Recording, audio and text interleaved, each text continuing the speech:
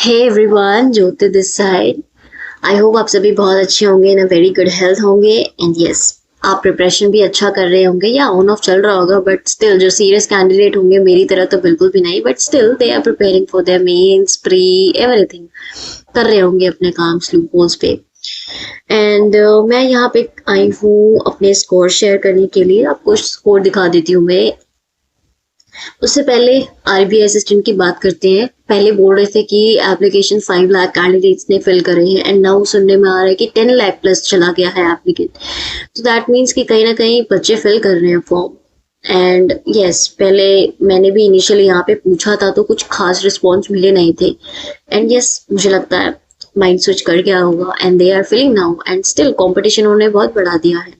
पहले कम था जो अभी भी इन्होंने और ऐसे फिल करके और बढ़ा दिया। वैकेंसी वैसे ही कम है एंड ये सब फॉर्म एक्सटेंशन भी बढ़ गया है, तो आप फिल कर सकते हैं अकॉर्डिंगली, आपका मन करे तो। एंड यहाँ पे वैसे वीडियो बनाने का तो कुछ खास मन करता नहीं है कि क्या ही करना, अभी क्या ही अपडेट देना। लोग तो वैसे भी अपने अकॉर्डिंग पढ़ते ही रहते हैं, बट एक अपडेट देने के लिए आई हूँ कि स्कोर कार्ड तो रिलीज कर दिया एसबीआई वालों ने एंड स्कोर भी दिखा दिया। तो दिस इज माई स्कोर, देखो 50.25। मैं इसे देखकर बिल्कुल भी सरप्राइज नहीं हूँ, बिकॉज ये एक्सपेक्टेड था, क्योंकि मैं 85 नंबर का करके आई हूँ। एंड इंग्लिश कहीं ना कहीं मुझे लगता है बिल्कुल भी ठीक नहीं गया है मेरा इंग्लिश, क्योंकि जो भी लेवल आया था वो मेरा दिमाग बिल्कुल भी कॉम्प्रिहेंड नहीं कर पाया था। I am genuinely saying this. तो उसके हिसाब से देखा जाए तो 85, 75, 65 या इंग्लिश के ही सारे स्कोर्स गए होंगे नेगेटिव में ही। तो यही था। और आप अपने स्कोर बताइएगा कि आपके स्कोर क्या रहे। And I am really not happy with that response sheet जो भी इन्होंने रिलीज करा है। मैंने सोचा था एसबीआई वाले इस बार कुछ अच्छा कर रहे होंगे, मे बी वो मेंस का पेपर हमारे सामने रिवील करें ताकि हमारे एडुकेटर्स भी देख पाए उस क्वेश्चंस को एंड उसी के तरह के क्वेश्चंस को प्रैक्टिस करवा पाए हमारे सामने, उन्हीं तरह के क्वेश्चंस को। बट नहीं, उन्होंने यहाँ पर भी एक फॉर्मेलिटी की तरह ही चीजें ऐसे सामने रख दी कि देखो हमारा काम था तुम्हारा रेस्पॉन्स देना, रो स्कोर बताना, वो हमने तुम्हें दे दिया है, अब तुम पर डिपेंड करता है तुम मानो कि नहीं मानो। बट जेन्युइनली ये बिल्कुल भी काइंड ऑफ एक मजाक लगा मुझे कि ये क्या था। काइंड ऑफ एक जोक ही लगा मुझे रिस्पॉन्स शीट के नाम पे।